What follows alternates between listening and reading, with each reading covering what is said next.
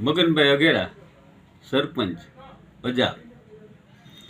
આજે અજાબ ગામે petrol pump ઉપર કિલોમીટર જેવી ખેડૂતોએ ડીઝલ ભરવા માટે ટ્રેક્ટર, રિક્ષાઓ, અન્ય વાહનો સાથે લાઈન લગાવેલ છે।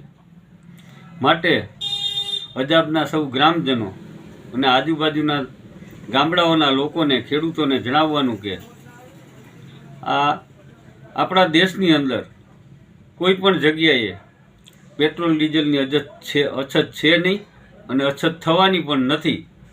તો કોઈ અફવાથી ગભરાઈને ડીઝલનો સ્ટોક કરવો કે પેટ્રોલનો સ્ટોક કરવાનો પ્રયત્ન ન કરવો, જેનાથી જરૂરિયાતમંદ ગ્રાહકોને પેટ્રોલ ડીઝલ મળશે નહીં અને તમારે ત્યાં ખોટો સ્ટોક પડ્યો રહેશે।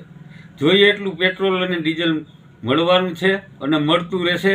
સરકારની સંપૂર્ણ વ્યવસ્થા ગોઠવેલી છે, કોઈ ભાવ વધારો પણ કરવાનો નથી।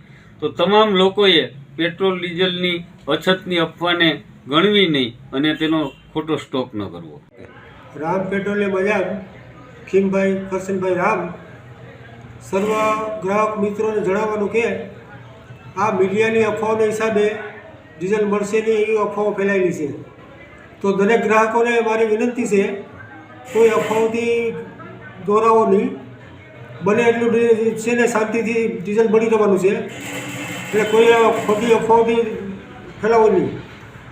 દરેક ખેડૂતોએ થોડીક સ્ટોક ન કરવાની વિનંતી કરું છું કે સ્ટોક કરવાથી બીજા ગ્રાહકોનું અહિત થાય।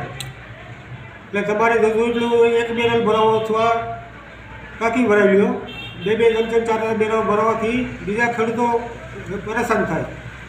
બસ એટલું મારી વિનંતી છે કે ખોટી અફવાઓથી છે ને દુર્માર્ગે ન જાઓ એવી વિનંતી।